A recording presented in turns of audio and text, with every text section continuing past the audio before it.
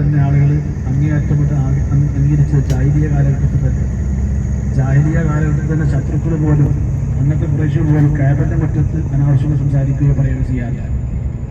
അങ്ങനെ ചെയ്താൽ അപ്പം തന്നെ അതിൻ്റെ ആക്ഷൻ അവർക്ക് കിട്ടും, നന്മക്ക് ഗുണം കിട്ടും.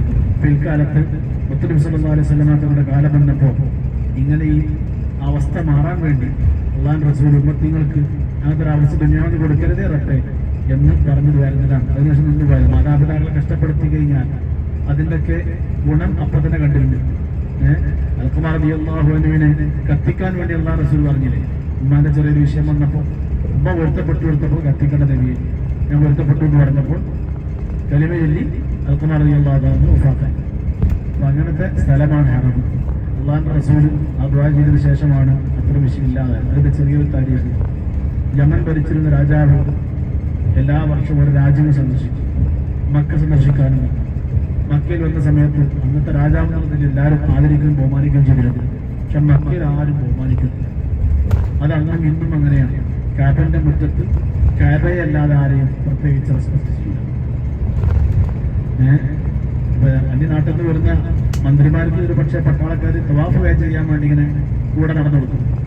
അതുപോലെ ബഹുമാനിച്ചിട്ടല്ല, തവാഫ് വേഗം തീർത്തു പോകാനൊരു സെക്യൂരിറ്റി വേണതിന് വേണ്ടിയിട്ട്. അല്ലാതെ എന്നും എല്ലാവരും പണക്കാനും പാവപ്പെട്ട രാജാവ് ചേർന്നിട്ട് പേരിനൊക്കെ ഹറമിന്റെ മുറ്റത്ത് ഒരേ മാതിരിയാണ്.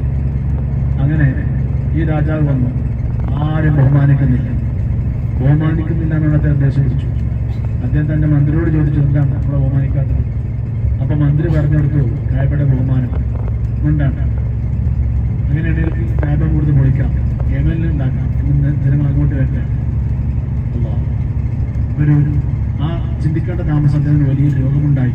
അദ്ദേഹത്തിന്റെ ചെവിയിലൂടെയും മൂക്കിലൂടെയും വായിലൂടെയും പ്രത്യേകമായ ദ്രാവകം, ദുർഗന്ധമുള്ള ദ്രാവകം വരാൻ തുടങ്ങി. തന്റെ സ്വന്തക്കാർക്ക് പോലും അടുത്ത് ചെല്ലാനോ പരിചരിക്കാനോ പറ്റാത്ത രൂപത്തിലുള്ള രോഗം മൂർച്ഛിച്ചു. ചികിത്സകൾ ഫലം ചെയ്യാതെ വന്നു.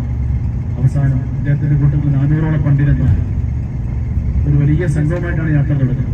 കൂടെ ഉണ്ടായിരുന്ന 400ഓളം പണ്ഡിതന്മാർ, അത് പ്രധാനിയായ ഒരാൾ കഅബയുടെ ബഹുമാനം പറഞ്ഞ് മനസ്സിലാക്കി കൊടുത്തു. കഅബയുടെ ബഹുമാനം പറഞ്ഞ് മനസ്സിലാക്കി കൊടുത്തു. അങ്ങനെ അദ്ദേഹത്തോട് തൗബ ചെയ്യാൻ പറഞ്ഞ്, തൗബ ചെയ്താൽ ഒന്ന് രോഗം മാറാമെന്ന് പറഞ്ഞു കൊടുത്തു. അദ്ദേഹം തൗബ ചെയ്തു, രോഗം മാറി. അതാണ് പരിശുദ്ധമായ കഅബയുടെ മുറ്റത്ത് അനാവശ്യമായി ചിന്തിച്ചാൽ അതിന്റെ ശിക്ഷയും കിട്ടും, ഗുണം ചിന്തിച്ചാൽ അതിന്റെ ഗുണവും കിട്ടും. ഗുണം ചിന്തിച്ചപ്പോൾ അദ്ദേഹത്തിന് രോഗം മാറി. രോഗം മാറിയ സന്തോഷത്തിന്റെ രാജാവ് കഅബയ്ക്ക് ഒരു കില്ല പതിപ്പിക്കാൻ തീരുമാനിച്ചു. ഒരു കഅബയ്ക്ക് പുറപ്പെടാൻ തീരുമാനിച്ചു.